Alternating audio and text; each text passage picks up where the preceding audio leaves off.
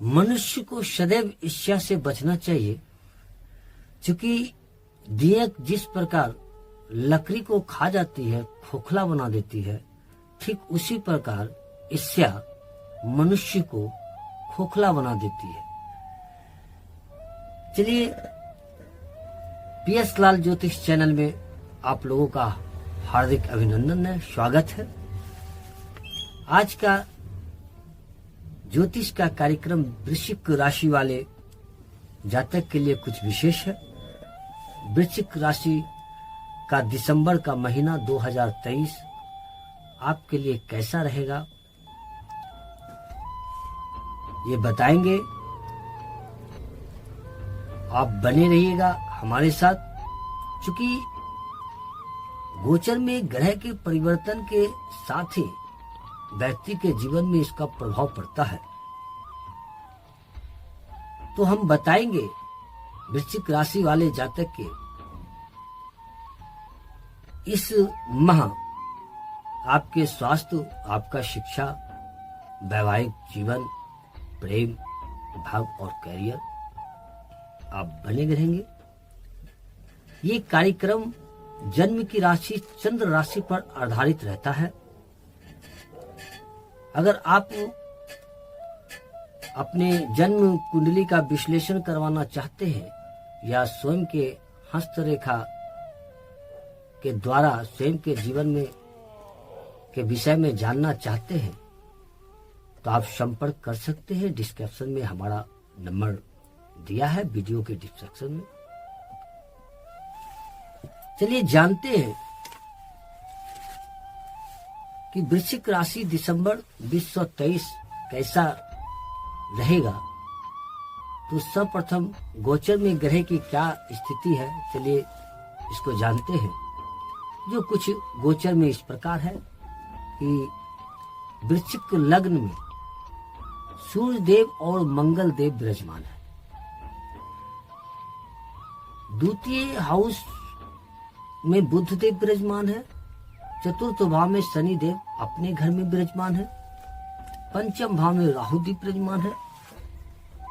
छठा भाव में गुरुदेव विराजमान है और भाग्य भाव में चंद्रमा देव स्वयं अपने घर में है और एकादश भाव में केतु और द्वादश भाव में शुक्र अपने घर में विराजमान है। चलिए जानते हैं, ये तो गोचर में ग्रह की ये स्थिति है। अब बात करते हैं सर्वप्रथम आपके स्वास्थ्य की। इस दौरान आप वृश्चिक राशि वाले के स्वास्थ्य कैसा रहेगा। तो मैं स्वास्थ्य की चर्चा करूं इसके पूर्व मैं थोड़ा सा वृश्चिक राशि वाले जातक के व्यक्तित्व का चर्चा करता हूं। यदि वृश्चिक राशि के जो जातक होते हैं वो काफी संघर्षशील होते हैं, मेहनती होते हैं, ऐसे व्यक्ति जुझारू होते हैं और ऐसे व्यक्ति ज्ञानी होते हैं और कुछ सनक मिजाजी भी होते हैं। अब आप सोचेंगे कि सनक मिजाजी, जब ज्ञानी है तो सनक मिजाजी कैसे होंगे। तो ये ग्रह का प्रभाव है, क्योंकि मिश्रित ग्रह जब होता है तो सबों का प्रभाव अपना भिन्न भिन्न होते हैं। पर ये व्यक्ति बड़ा ही वफादार, अपने फैमिली के लिए, अपने परिवार के लिए बैकबोन होता है और ये जीवन में लगातार संघर्ष करते हैं। अपने जीवन में अपने लक्ष्य को पाने के लिए ये ऐरी चोटी एक कर देते हैं। चलिए मैं चर्चा करता हूं स्वास्थ्य। इस माह इसका स्वास्थ्य कैसा रहेगा। तो चूंकि राशि का स्वामी मंगल देव है, जो प्रथम भाव में ही सूर्य देव के साथ है, जो कि पूरे महीना रहेंगे और 17 तारीख के बाद सूर्य देव का गोचर होगा और पंचम भाव में राहु देव विराजमान है और गुरु छठे भाव में है। इसलिए इस दौरान जातक को पेट संदर्भित थोड़ा समस्याएं रह सकते हैं। आप इस पर थोड़ा ध्यान देंगे, अपने स्वास्थ्य पर ध्यान देंगे, अदरवाइज सब बेहतर स्थिति रहेगा। अब चलिए जानते हैं शिक्षा, इस दौरान विद्यार्थियों का शिक्षा कैसा रहने वाला है। तो विद्यार्थी का शिक्षा चूंकि पंचम भाव शिक्षा का होता है और देवगुरु बृहस्पति देव पंचम भाव के मालिक है, जो कि जाके छठे भाव में बैठे हुए हैं और पंचम भाव में स्वयं राहु देव भी विराजमान है। और यहाँ राहु देव करीब 1.5 वर्ष तक रहेंगे। पंचम भाव में राहु के रहने के कारण ये जातक के मन को भटकाता है, मन को भ्रमित करता है। ये शिक्षा के प्रति संपूर्ण वर्क करने में नहीं देता है, संपूर्ण वर्क नहीं करने देता है। कभी कभी इस पर आलस्य हॉबी होता है, कभी कभी मन भटकता है।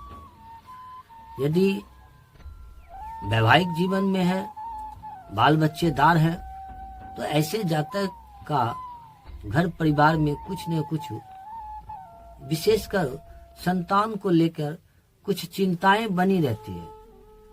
अर्थात घबराने की कोई बात नहीं, लेकिन थोड़ा स्वास्थ्य संदर्भित बीच बीच में कुछ न कुछ प्रॉब्लम क्रिएट होता है। संतान को लेके भी चिंता बनी रहती है। इसके विचार में परिवर्तन आता है, भयकांत की स्थिति होता है इस दौरान। और शिक्षा के प्रति अवसाद, उदासीनता भी देखा जाता है, कंफ्यूजिंग की स्थिति बनी रहती है, लेजीनेस, और जैसा कि मैंने बताया कि संतान भी प्रभावित रहते हैं, अर्थात संतान का शिक्षा वगैरह भी प्रभावित रहता है, जिस कारण लोग अपने संतान को लेकर भी चिंतित रहते हैं। कुल मिला के ये शिक्षा में विद्यार्थी हैं तो आपके शिक्षा में ये बाधा है, और आप बाल बच्चेदार हैं तो थोड़ा परिवार में थोड़ा परेशानी, संतान को लेकर चिंताएं बनी रहती है। इसमें घबराने की जरूरत नहीं है। कुछ उपाय है, मैं अंत में बताऊंगा, जो करने से स्थिति थोड़ा सामान्य हो जाता है। तो इस दौरान शिक्षा को लेकर विशेष सक्रिय रहे तो आपका परिणाम संतोषजनक मिलेगा। विशेष एफर्ट लगाना पड़ेगा। चलिए अब जानते हैं प्रेम प्यार अर्थात लव लाइफ। तो मैं एक बात तो हमेशा कहता हूं कि कम से कम विशेषकर ये भी जीवन का एक पार्ट है। कहीं न कहीं बच्चे भटक जाते हैं प्रेम प्यार में, अक्सर कहीं न कहीं लॉस ही होता है। फिर भी ये समय का तकाजा है, और विशेषकर ऐसे व्यक्ति जो पारिवारिक जीवन में सफर कर रहे हैं, उन्हें इस प्रेम प्यार से काफी दूर रहना चाहिए। इन्हें प्रेम प्यार अपने परिवार से, अपनी पत्नी से, अपने परिवार से, अपने बच्चे से, अपने कर्तव्य से, अपनी मिट्टी से, अपने कार्य प्रणाली के से करना चाहिए।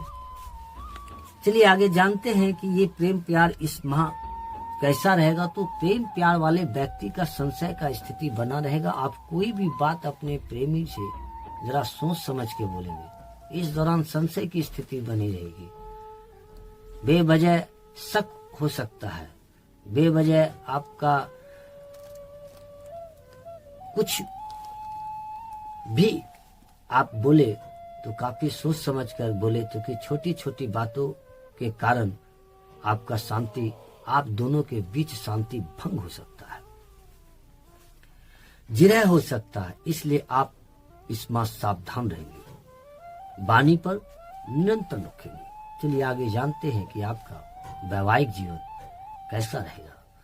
तो चूंकि 7th हाउस विवाह का होता है और ये दैनिक जीवन का भी होता है, तो ये जिसका स्वामी शुक्रदेव है, और शुक्रदेव जाके द्वादशवां अर्थात 12वें भाव में स्वयं अपने घर में विराजमान है। ये शुक्रदेव आपको यहाँ पर क्या फल देंगे, तो ये जाने कि शुक्र की स्थिति यहाँ बहुत बेहतर है। ऐसे शुक्र का परिवर्तन आगामी 25 दिसंबर को गोचर परिवर्तन होगा। इसके पहले शुक्र की स्थिति बहुत अच्छी है और इस दौरान जातक का वैवाहिक जीवन अति सुंदर रहने वाला है, अति सुंदर रहने वाला है। प्रेम पूर्वक गुजरेंगे।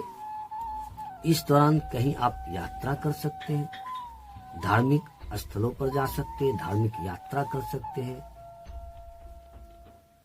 फैमिली प्लानिंग कर सकते हैं, कोई अच्छी चीजें खरीद सकते हैं, वैभव की चीजें खरीद सकते हैं। वैवाहिक जीवन अच्छा बना रहेगा। जातक इस दौरान अपने क्रोध पर नियंत्रण रखेंगे। चलिए अब जानते हैं भाग्य, कैरियर, व्यापार कैसा रहेगा। भाग्य स्थान के स्वामी बनते हैं चंद्रमा देव और कैरियर भाव के स्वामी बनते हैं सूर्यदेव। चंद्रमा प्रत्येक 2.25 दिन में परिवर्तन करते हैं और सूर्य मंगल की स्थिति इस माह अच्छी है। कोई चीज खरीदना यदि आप चाहते हैं तो इस दौरान आप वो खरीद सकते हैं और इस दौरान आपके कार्य में विशेष सफलता मिलेगा। वो भाग्य में भी उन्नति होगा। सूर्य खर्च भी होगा, भाग्य में उन्नति भी है और खर्च भी आप करेंगे।